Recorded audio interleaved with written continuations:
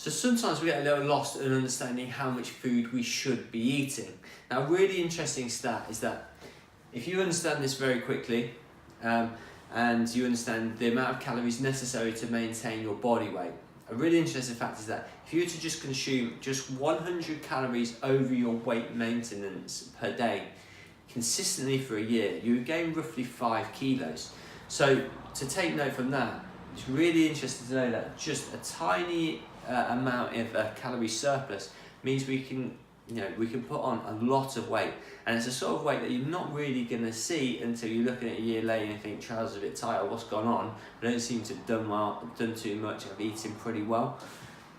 And this is why, okay? And this is how you're going to find how many you should eat. So if you're a male, you're going to take your weight in kilos and you're going to times it by 24. And that will give something called our basal metabolic rate, okay? And that is basically the amount of calories you need if you just to lie down all day. So that's something that people don't always understand, is that we burn calories at rest, okay? The body needs this energy.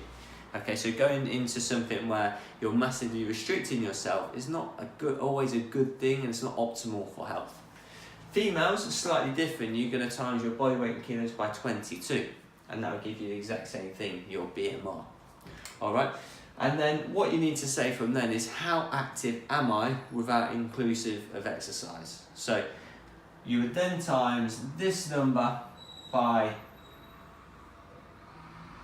if you're not very active, if you sit behind a desk and don't move a lot, by 1.2. If you're a little bit more active, a bit more. If you're on your feet, a bit more walking around, 1.4, and so on. So this is called an activity factor, and this will just increase depending on what you do day to day. Now, this isn't inclusive of the exercise that you do. This is just inclusive of perhaps, so it's more to do with your job. So if you sit behind a desk all day, then come home and then sit on your couch all night, you're probably very sedentary, okay? So my BMR times that will then give me pretty much a calorie allowance. Now, what I haven't included is activity.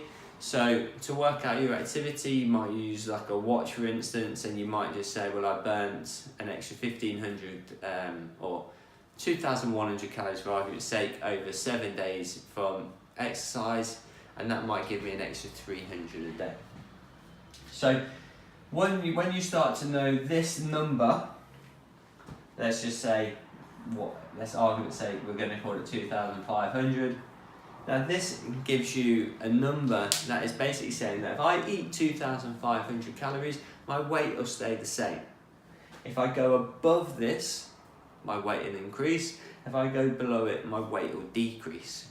So to lose weight, you need to be beneath 2,500 consistently.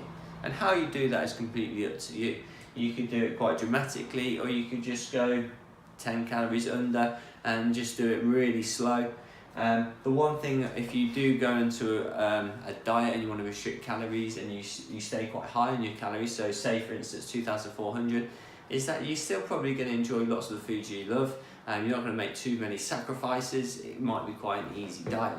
Whereas if I drop down to say 1,000 calories, which I'm not saying that you should do, you're going to find it hard work, you'll probably struggle, you'll probably over-consume and binge and have a blowout. That will be detrimental.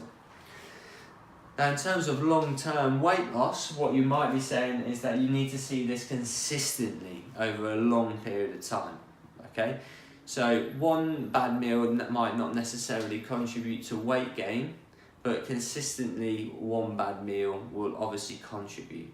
So what I tend to say with my clients is look at your calorie intake over a period of time, so like an average over 7 days, and if it's consistently under this number, then we know that we're going to see some weight loss. Now what that allows you to do is it allows you a bit more flexibility in what you eat. You can make allowances for social occasions where you can say, well, I'm going to actually eat 3,000 today, and I'm going to keep my calories lower for the rest of the week, and be a bit more restrictive so I can really enjoy this occasion. This sort of number is really good to know for a lot of people, particularly if you know and have a good idea of the foods you're consuming and the amount of calories that are there.